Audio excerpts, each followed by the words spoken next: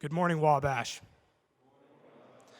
Today speaking at Pioneer Chapel is Jacob German with his talk entitled, A Civil Discussion in an Uncivil Time. Jacob German is a 2011 graduate of Wabash College. He was a history major, Spanish minor, earning a distinction on his senior comprehensive exams. While at Wabash, he was a member of Beta Theta Pi, the golf team, Pre-Law Society, president of the Sphinx Club, and Phi Beta Kappa. He was a 2011 recipient of the Frank Hughes Sparks Award. After Wabash, he attended IU Maurer School of Law.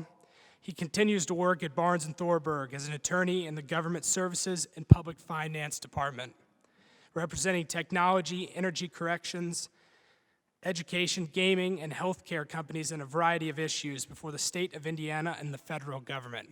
Please join me in welcoming Jacob German.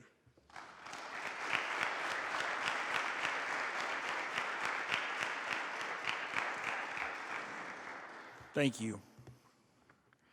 First, let me extend a big thank you to the Sphinx Club and President Feller for inviting me to speak today. Welcome and thank you for attending this chapel talk. I know things are always in flux, especially this semester, so I appreciate all of your time today. As an alumnus of this esteemed college, it is truly one of the great honors to be asked to address you all at the Pioneer Chapel.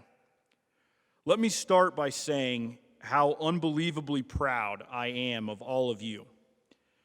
I had the opportunity to speak with some of my pledge brothers and classmates last weekend, and we were all very proud and impressed by the resilience of the Little Giant student body. COVID-19 is dangerous, and it represents a challenge to our fundamental way of life. It is an invisible devil that we must protect against, but you all have risen to this challenge. I asked Steve Hoffman today how many weeks were left in the semester, and he told me 3.5. I think that's phenomenal. I know you guys continue to work through these things. You all have risen to this challenge. While 2020 may not be a year we want to remember, this footnote in history will be remembered for the triumph of our will and determination to combat the virus and pursue our education here. How does someone come to Wabash College to speak on October 29th, just a few days before the election, and not discuss the big political issues facing our nation? When I was sitting in that chair as the Sphinx Club president, the gold standard for chapel talks was the erudition of Professor Bill Plaker. His untimely death left a colossal void at the college. We lost our friend, our moral compass, our voice of reason during tumultuous times. When I came to Wabash in 2007, society was mandating changes in higher education and the collegiate experience. Changes even Wabash couldn't eventually dodge. There was a national push to sort of end the old college culture, pledgeship, wild parties, and a sort of hard coming of age, in favor of a shared experience that was quieter, softer, but safer.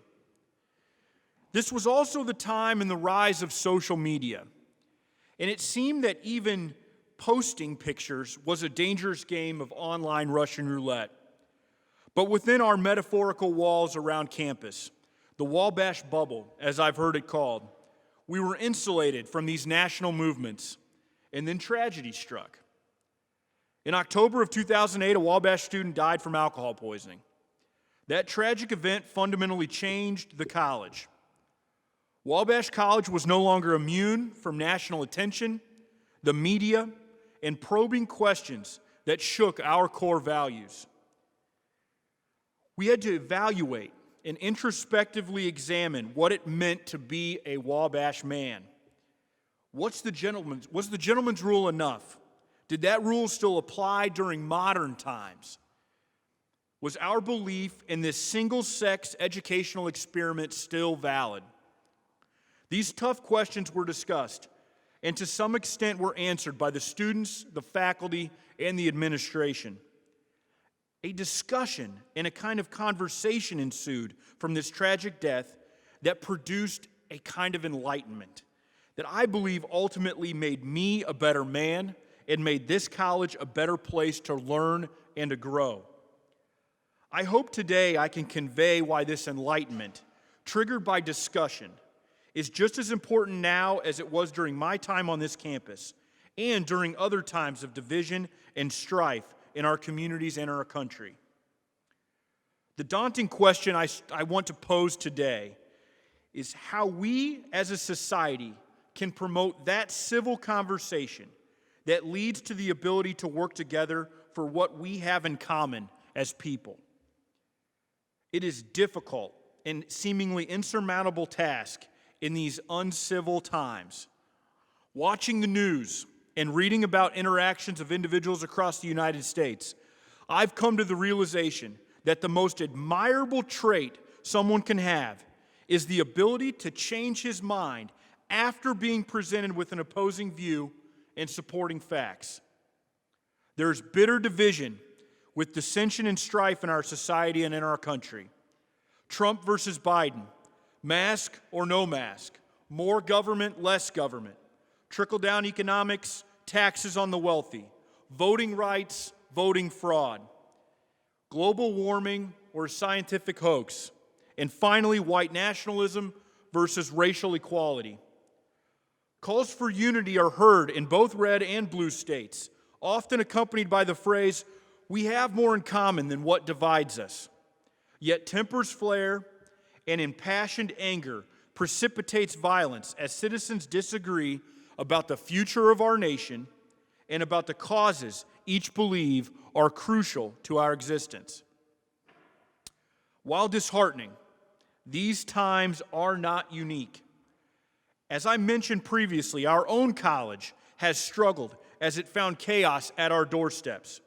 A plaque across the mall on the back of Center Hall shows the loss of our brothers who fought during the Civil War. Wabash College sent more soldiers to the Civil War proportional to its size than any other college in America. In 1941, when war broke out and our student numbers plummeted, our college almost had to shut its doors during World War II as our brothers were called to fight against tyranny in Europe and the Pacific. Thanks to President Frank Hughes Sparks, on July 1st, 1943, the Navy launched the V-12 Officers Training Program at our college. Our esteemed faculty taught basic courses like algebra, general physics, and English composition to help the officer candidates receive academic credit and to keep the college open. 677 V-12 officer trainees from 28 states studied at Wabash College during the war. Fast forward now, during the Vietnam era, when young men and women your age demanded societal change across the United States, tragedy struck.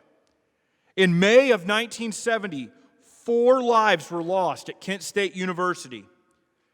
As my dad, a 1970 graduate of the college, recounts, those deaths of those college students devastated both our nation and the Wabash student body. However, Bill Plaker provided solace weeks later during commencement. As the outstanding senior that year, he addressed his class with these words: "The class of 1970 does not enter a world full of nothing but glorious opportunities. But perhaps we'll learn that there are more things to admire in men than to despise. Knowing it will never be enough to change the world, we will act more honorably than we expected we would. And perhaps we'll have a lot of fun along the way." As I mentioned earlier, these trying times brings you all into the unique club of Wabash men who always took it upon themselves to work together, hold each other accountable, to ensure the survival of our college. It's commendable and honorable, but it would be a hollow victory if we fell short of that unwritten commandment to make the world a better place for future generations of Wabash men. Turning back now to our present political climate, how can anyone pursue civil discourse when nothing is factual and everything is fact? Are there facts anymore these days? I would argue yes. But where do we find facts and information? We have great libraries, books, scholars, scientists, researchers, newspapers, leaders in all fields of human endeavors, but not in conjecture, not in opinion, not in innuendo, in slogans, or slander. And the acquisition of facts must then lead to an interpretation of those facts that fairly compares apples to apples and not emotional reliance upon purportedly fake news. That interpretation of facts and data is precisely the basis of our liberal arts education here at Wabash College. More thoughtful. Rumination and interpretation of facts is essential to our democracy. Dr. Raymond Williams, a La Follette Distinguished Professor in Humanities here at the college, wrote an article in the Journal Review this month where he states the following: "Believe that truth exists, and coming closer to it is a blessing, even though none of us possess all truth, and then search diligently for the truth.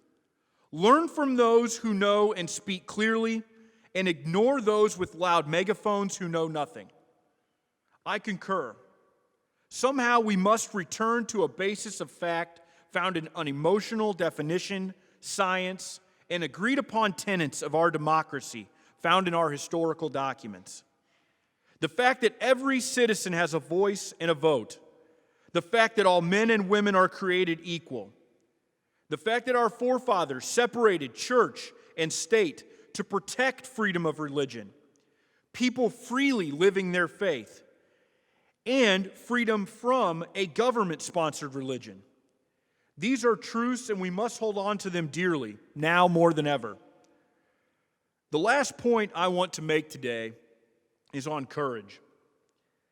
It appears much of the disagreement between political parties or social factions lies within what is truth and what is slogan. Information or misinformation drives the argument between groups of Americans. Recently, another letter to the editor appeared in the Crawfordsville newspaper that points out the growing necessity for a communication bridge that allows oppositional points of view to hear each other and to rationally agree to disagree.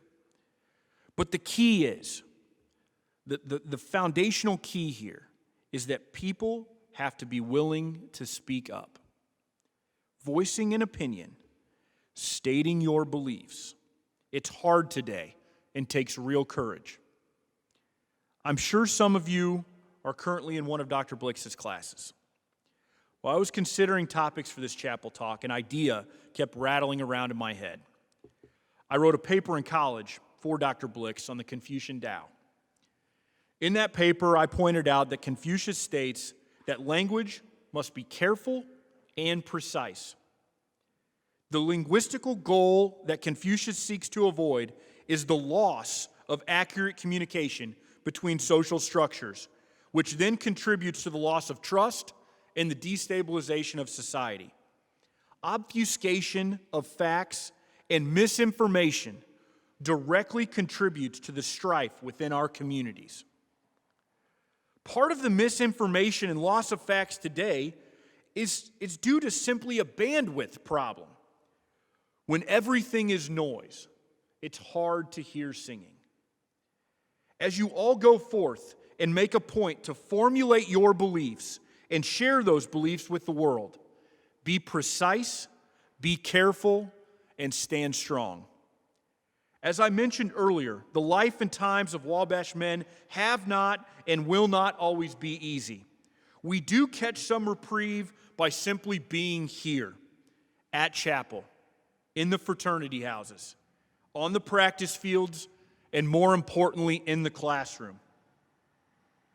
When chaos and turmoil reach our doorstep, it is the absolute duty of every student here to gather the facts, listen to the arguments, and formulate an educated opinion, and to pursue the right as he sees the right. The division and polarization in our country leads one to think that we have arrived at a watershed moment in our nation's history. As President Lincoln once said, a house divided against itself cannot stand. The leaders of today and the leaders of tomorrow have a responsibility to bring our warring factions together. I am reminded of our mission statement at our college. Wabash College educates men to think critically, act responsibly, lead effectively, and live humanely. And to achieve that noble mission, we must find a way to listen to each other, to remember the intrinsic value of human relationships, and to discuss with civility and respect wherever possible for the good of our nation and its people. Make no mistake, gentlemen, we are in crisis mode, both with the pandemic and with the crisis of incivility. But crises can bring out the best in people, and we can and should respond with the strengths of character learned at this college, to think critically, to act responsibly, to lead effectively, and to live humanely as a basis for our civil society. The goal is to be a better citizen, a better husband, father, friend, colleague, and Wabash man. In conclusion, please be safe. Make our nation a more civil place, and in the eternal words of Dr. Plaker, you may just have some fun along the way. Thank you, guys.